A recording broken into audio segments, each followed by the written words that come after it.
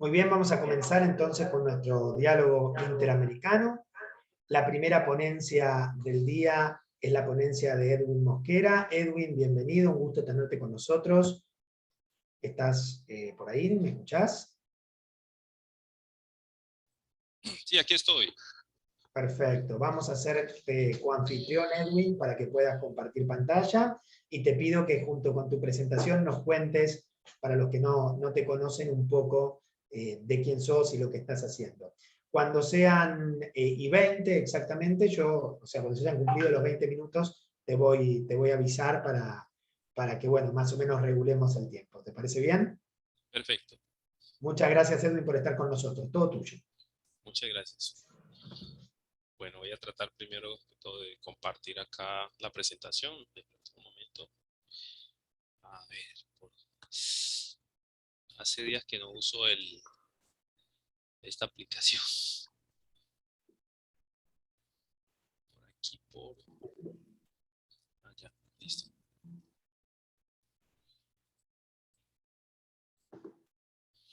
¿Me confirman, por favor, si Está Sí, ahí empezando. estás. Ahí se ve bien. Bueno, muy bien. En primer lugar, un saludo especial para todos. Mi nombre es Edwin Mosquera Lozano.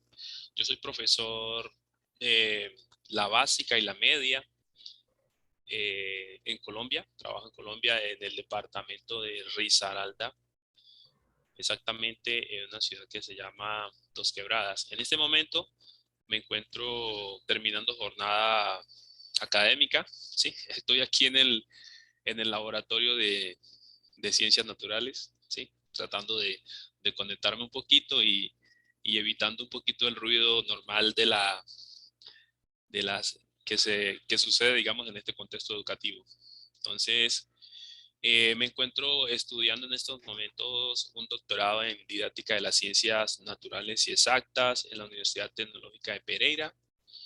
Y digamos, mi tema digamos, es la aplicación de la semiótica en la comprensión de la física. Sí, en eso estamos tratando de avanzar en este proyecto. Me encuentro en el tercer año, sí, perdón, en el cuarto año, tratando, digamos, de darle sentido digamos, a estos elementos teóricos en la comprensión de la física en la media, básicamente en los grados 10 y 11. Eh, pues no es más, mi tema o lo que le quiero compartir hoy es, digamos, un poquito hablar sobre eso, de qué se trata la perspectiva semióticas triádicas para tratar de comprender el tema de la física, básicamente en el contexto en el que me desempeño. Bueno, voy a aquí compartir toda la presentación, me permite un momento.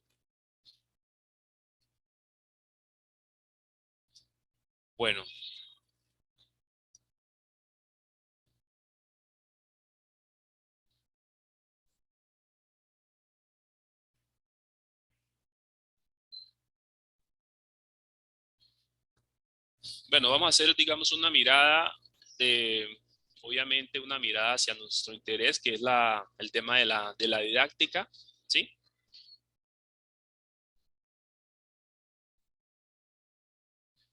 Y vamos a empezar a hablar un poco sobre dos componentes que me parecen muy importante tenerlos en cuenta, y es al hablar, digamos, de la aplicación de lo que es la semiótica en la comprensión de la física, es hablar de este tema de las diferencias o las relaciones que existen entre lo que es un signo y que es una representación, ¿sí?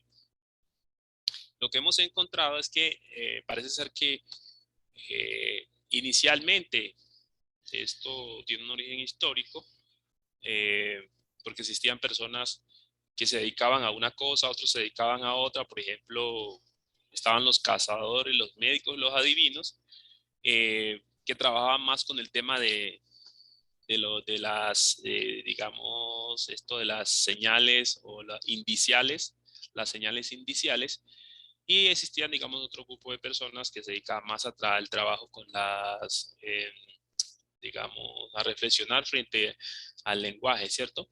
Entonces de ahí se da, digamos, inicialmente una diferencia entre lo que es el término semión, utilizado más en el contexto de las personas interpretadoras, digamos, de la realidad, de los fenómenos, y los términos onomálogos o símbolos más asociados a aquellas personas más relacionadas con el tema del manejo o a reflexionar frente al uso del lenguaje.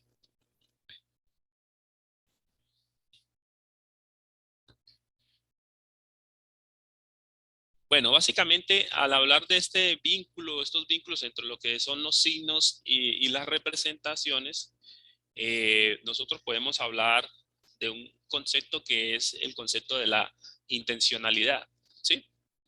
La intencionalidad, que es, digamos es la forma como la psiquis se enfrenta a los fenómenos, ¿cierto? La forma como la psiquis se enfrenta a los fenómenos. Parece ser de que esa esas diferencias como la psiquis enfrenta a los fenómenos, en cierta forma da origen a lo que son las representaciones externas y las representaciones internas.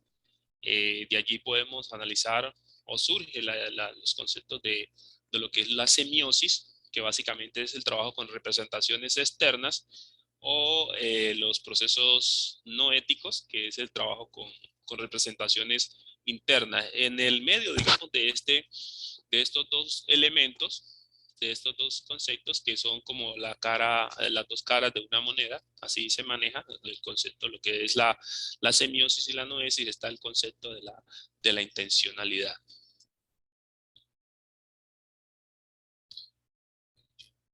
Esto un poquito por acá.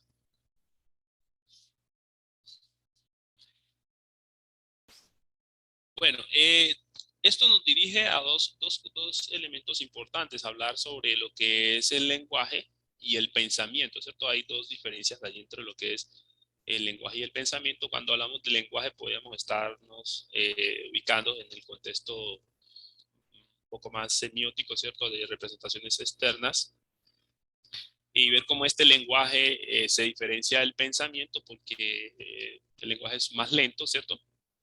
El pensamiento es más rápido.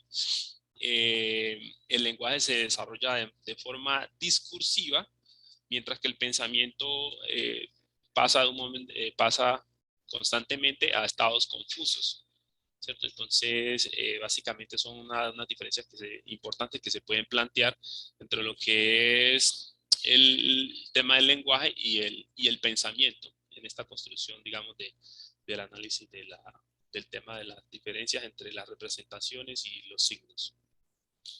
Pero entonces, ¿qué es, digamos, las relaciones básicas que se establecen entre lo que son los signos y las representaciones? Algunos, digamos, este autor señala digamos, un signo digamos, tiene un contexto mucho más amplio que una representación, ya que el signo se construye a partir de diferentes tipos de representaciones, ya sean estas representaciones de tipo semióticas o de tipo noéticas, es decir, representaciones externas o representaciones internas.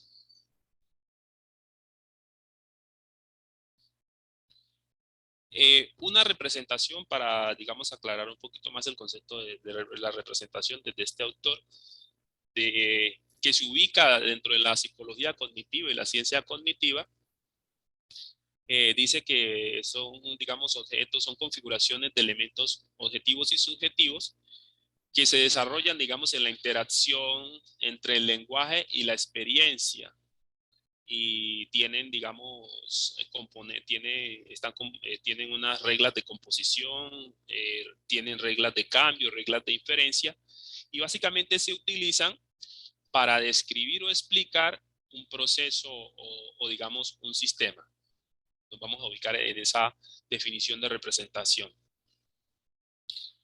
En cambio, si nosotros analizamos el tema del signo, ¿sí? El signo como un elemento central de la semiótica, como el elemento central de la semiótica. La semiótica, como un campo bastante complejo, se puede analizar desde muchas perspectivas, desde los autores, desde las escuelas, pero básicamente hemos descubierto que analizar la semiótica desde el signo resulta bastante, digamos, acertado, porque, digamos, muchos autores coinciden en muchas de sus perspectivas. Entonces, básicamente se plantea que el signo surge, digamos, de, de la confrontación o del análisis de perspectivas antagónicas. Por ejemplo, las posturas empiristas y racionalistas, o digamos, el encuentro entre los convencionalistas y los naturalistas,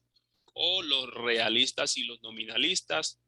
Y también donde nosotros, digamos, nos ubicamos un poco más en nuestra propuesta, que son las concepciones diádicas y triádicas del signo, porque básicamente se comprende que nuestra propuesta, digamos, que se la hacemos de a partir de la teoría de los registros semióticos de Duval, toman, digamos, muchos elementos de la teoría o de la propuesta de Peirce, de Saussure y de Frege.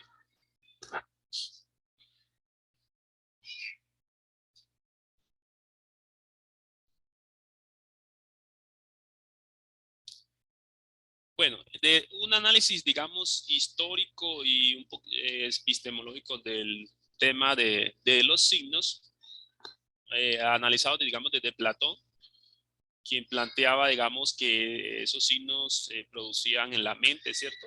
Y él no tenía en cuenta, digamos, la interacción social. En cambio, aquí surge Aristóteles y dice, bueno, no, esos signos también tienen que ver con elementos del contexto social.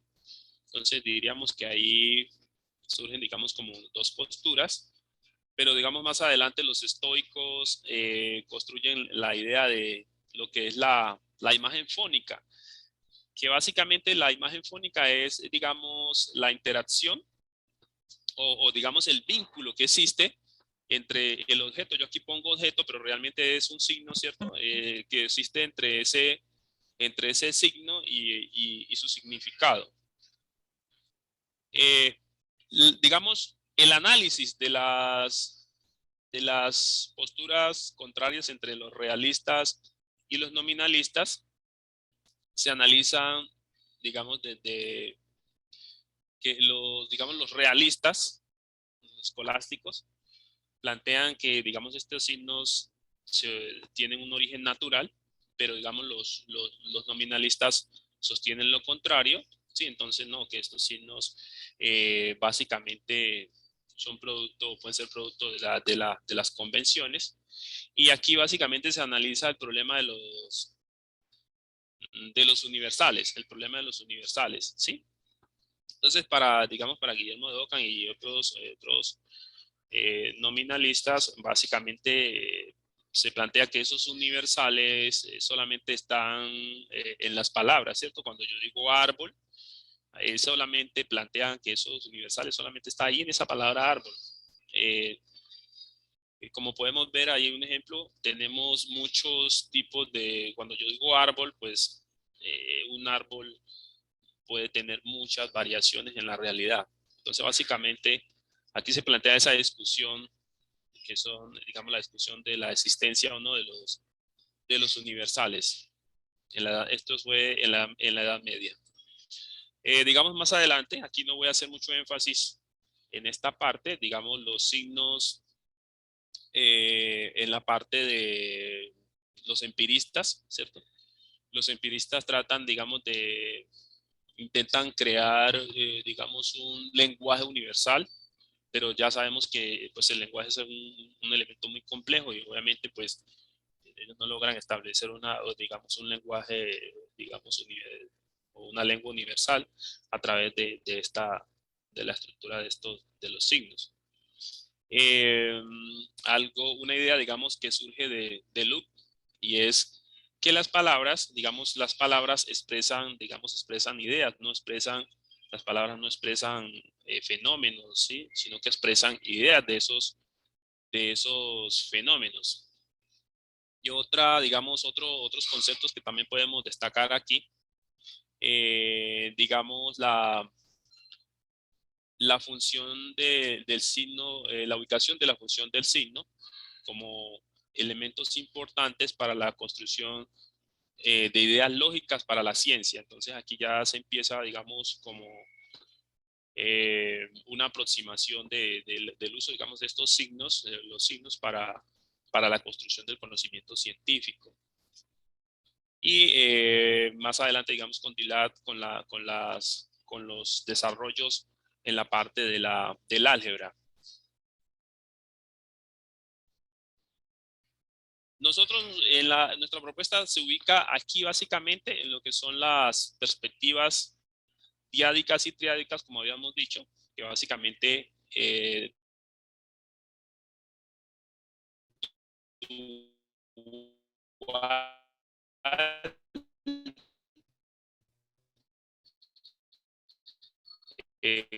la teoría de los registros semióticos se ubica, o sus perspectivas socialistas, están más ligados a la construcción del signo diádico, están más relacionados con la construcción del signo diádico. Podemos hablar de la postura constructivista, estructuralista de Saussure, donde el signo se compone de dos elementos, ¿cierto? En cambio, existe otra postura, que son los inferencialistas, que construyen, digamos, la idea del signo de tres elementos, ¿sí? Básicamente, ¿por qué es importante en física? Porque ellos le dan importancia al fenómeno o los objetos, y nosotros en física, pues básicamente o la física trata de hacer ese análisis de la naturaleza a través de las matemáticas. Entonces, si tenemos una propuesta que digamos que vaya en esa dirección, creo que puede ser una postura provechosa para la parte didáctica. Entonces, las posturas inferencialistas que construyen el signo desde tres componentes, teniendo en cuenta los fenómenos o los objetos. Digamos, más adelante surgen, digamos, los aportes de Vygotsky, el tema del interaccionismo simbólico, y básicamente lo que habíamos dicho anteriormente, lo que son las posturas estructuralistas y postestructuralistas, donde, digamos, Eco hace grandes avances tratando, digamos, de encontrar convergencias entre lo que son las posturas de Saussure y Peirce.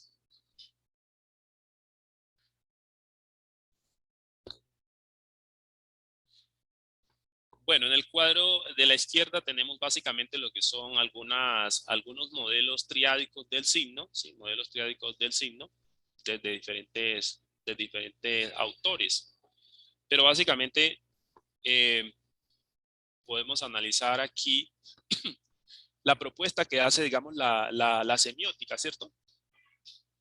La semiótica básicamente propone que el análisis de tres componentes principales, que son, digamos, la parte de la semántica, que tiene que ver con la comprensión del significado de los signos o esas representaciones, la pragmática, que tiene que ver con el análisis de cómo estos signos interactúan digamos, con las personas, digamos, en este caso para nuestro interés serían los estudiantes, ¿cierto? O todos, digamos, los actores que están interesados en la construcción de conocimiento.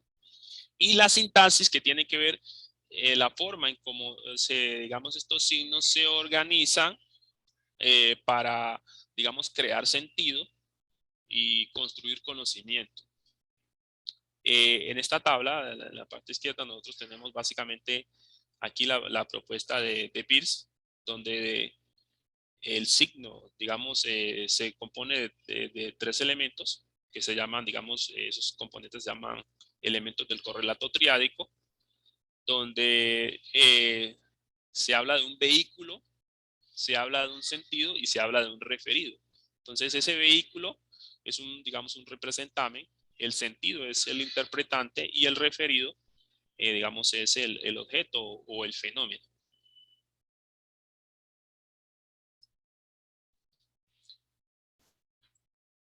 Bueno, de esta manera hemos llegado llegamos a la construcción de lo que son los registros semióticos triádicos, apoyados fundamentalmente, ¿sí? En la propuesta, Hola, digamos, Edwin. de... Sí, Perdón, te quería avisar que ya estamos a 10 minutos de terminar. entonces, ¿cuántos minutos tengo para redondear? 10 minutos totales quedan, con preguntas. Gracias. Gracias, no, creo que nos va a sobrar tiempo, porque no, ya vamos a avanzar un poquito más rápido. Bueno, entonces, básicamente, nuestra propuesta está enfocada, digamos, en la teoría de los registros semióticos de Duval, con las 3, digamos, herramientas cognitivas que propone esta teoría de Duval, que son los procesos de formación, los procesos de conversión de registros y los procesos de transformación de registros semióticos. Pero a la vez, nosotros hemos tratado de construir, digamos, un andamiaje para aplicar, digamos, esta teoría en el análisis de tareas de los estudiantes en el aula, porque obviamente se trata, el aula es, o estos procesos de la didáctica son, o los procesos de enseñanza y aprendizaje son procesos complejos que requieren, digamos, de implementar una teoría, pero, digamos, ponerle un andamiaje importante para que pueda soportar, digamos, los distintos, esos elementos de la complejidad.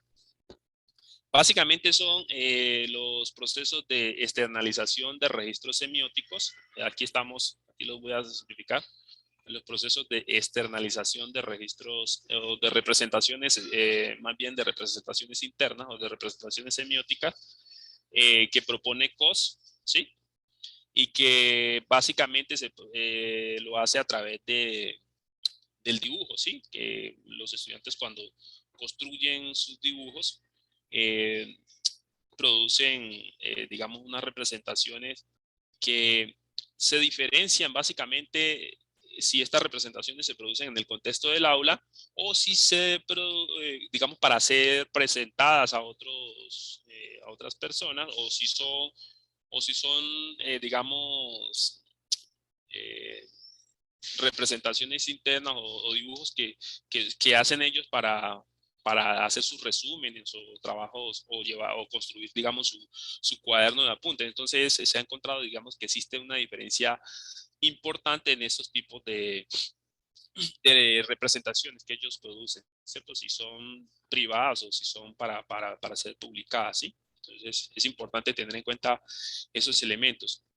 Pero también tener en cuenta las posturas, digamos, de postigo y pozo, que también el doctor Ignacio vienen trabajando sobre estas posturas, sobre los diferentes niveles de comprensión o análisis de la información, o en este caso, o puede ser de análisis de las representaciones, donde se puede utilizar o se puede mirar que eh, existe un nivel, digamos, explícito, o existe un nivel implícito, o puede existir un nivel conceptual en los diferentes niveles en que los estudiantes pueden comprender, digamos, estas representaciones o también comprender, digamos, un fenómeno, ¿sí?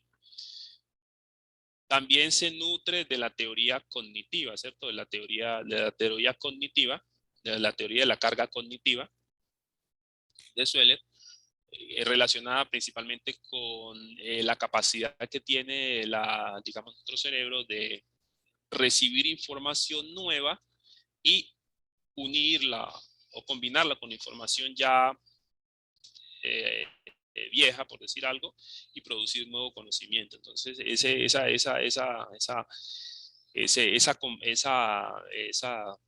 ese análisis de la carga cognitiva también resulta importante en esta propuesta. De la misma manera, lo que es la teoría de la carga cognitiva del aprendizaje multimedia, porque obviamente estamos en digamos, en un contexto de desarrollo de muchas representaciones donde digamos, los diferentes dispositivos, la tecnología, nos brinda muchas posibilidades en la construcción de estas representaciones a través del aprendizaje, puede ser principalmente usando las redes, las diferentes redes. Y también se analiza, digamos, lo que es la paradoja cognitiva del aprendizaje matemático, digamos que también plantea Dual, ¿cierto? Y que obviamente ha tenido críticas, ¿cierto? Por algunos autores, en cuanto a que, pues, Dual dice, bueno,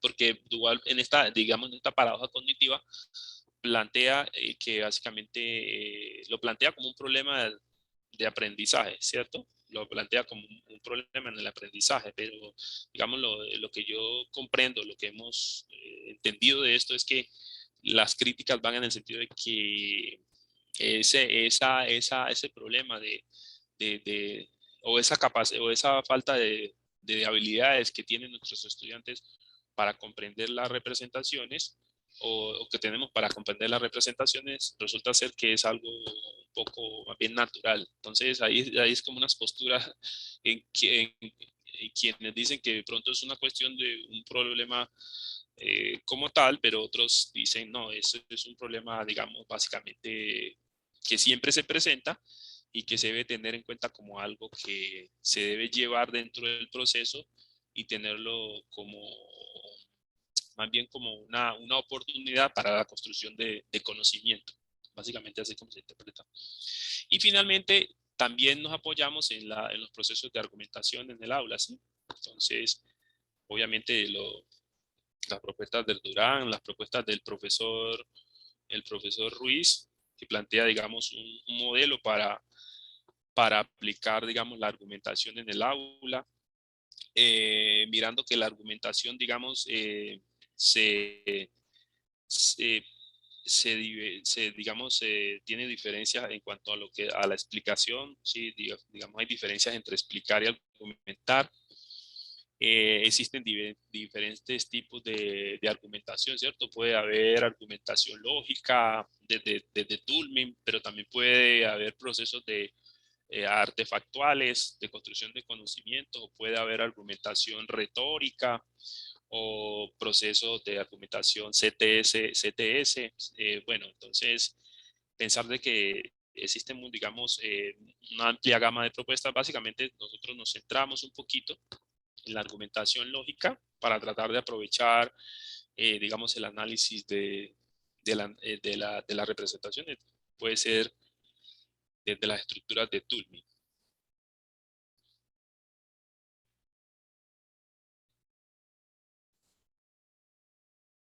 Bueno, aquí les voy a mostrar un ejemplo de aplicación en el aula, un ejemplo pequeñito de este año. Ah, qué pena, espera un momentico, qué pena. Un momento, por favor.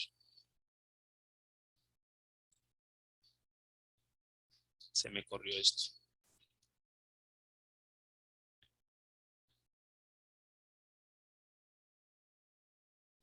Bueno, afortunadamente es una de las mejores estudiantes del curso, no hay problema. Y hay confianza. Ahí me disculpa. Deje ver el nombre. Bueno, una aplicación digamos, en el aula. Básicamente este año nosotros estamos centrados en la comprensión de la energía mecánica, ¿sí? Ese, digamos, es como la temática central, comprensión de la energía mecánica. Y quisimos explorar un poco si los estudiantes tenían alguna idea sobre la aplicación, digamos, de los conceptos de la energía mecánica en el análisis de un experimento sencillo. Lo que hicimos fue este famoso carrito con el globo, ¿sí? lo pusimos digamos, pusimos a rodar varias veces frente a todos los estudiantes, sin hacer ningún otro comentario, solamente que observaran, digamos, el fenómeno y luego se les propuso que elaboraran, digamos, esta tabla o ¿sí? Donde se les pedía elaborar un esquema, ¿sí? Luego hacer una descripción de la experiencia, escribir algunas palabras o utilizar lo que ellas tuvieran de matemáticas o física para explicar, digamos, el fenómeno. Y luego que respondieran esta pregunta: ¿por qué, digamos, el cuerpo empieza a moverse y luego se detiene? Entonces, ahí nosotros vemos voy a leer textualmente la respuesta. La estudiante dice: porque el aire suministrado a la bomba es la fuerza principal que permite al objeto empezar a moverse. Este se mueve a la dirección contraria por donde sale el aire y se detiene debido a que se acaba el aire en la bomba. Entonces nosotros podemos observar que es digamos, una explicación más relacionada con el mundo de la vida, ¿cierto? Un poco, y que dista un poquito de lo que nosotros esperaríamos desde el punto de vista, digamos, de la energía mecánica, ¿cierto? No podemos hablar de energía potencial, energía cinética o variación de la, de la energía interna del sistema, ¿cierto? Entonces, obviamente la estudiante trata de utilizar lo que sabe de física, trata de modelar ahí el movimiento rectilíneo. Ahí, si nosotros analizamos esas representaciones, podemos ver qué dificultades tienen los estudiantes digamos, en modelar si ese movimiento era variado o no, ¿sí? A través de esa representación. Entonces, esta es una aplicación, digamos, donde se puede hacer una caracterización importante, utilizando, digamos, aquí, ¿dónde está lo triádico aquí? Lo triádico está en que estamos utilizando elementos referenciales, que nosotros llamamos referenciales, que sirven para familiarizar al estudiante con el fenómeno, ¿sí? Elementos referenciales, y básicamente están aquí en la construcción de este esquema y un poco también en la descripción, pero también con elementos vehiculares, ¿cierto? Vehiculares, que tienen que ver con el uso de distintos modelos matemáticos para tratar de comprender el fenómeno.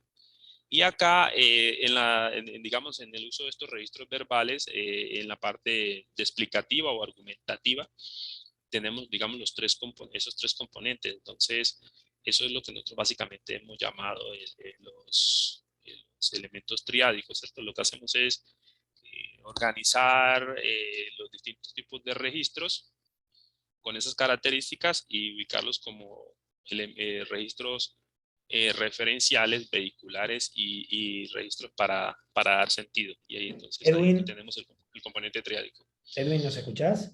Sí, lo escucho. Estamos ya con el tiempo cumplido.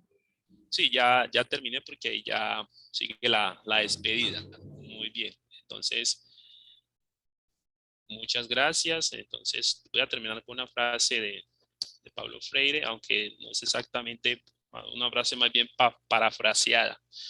Enseñar no es transferir conocimiento, es crear posibilidad de producirlo. Básicamente, entonces, con esta representación, el uso de estos registros semióticos, esta perspectiva, o en general, en estas propuestas lo que se busca es brindarle a los estudiantes esa posibilidad, darles esas herramientas para que ellos puedan construir su propio conocimiento. Muchas gracias. No, gracias a vos, Edwin, por haber estado con nosotros. La verdad que es un placer tenerte, muy, muy agradecidos de que te hayas sumado a estas propuestas. Estamos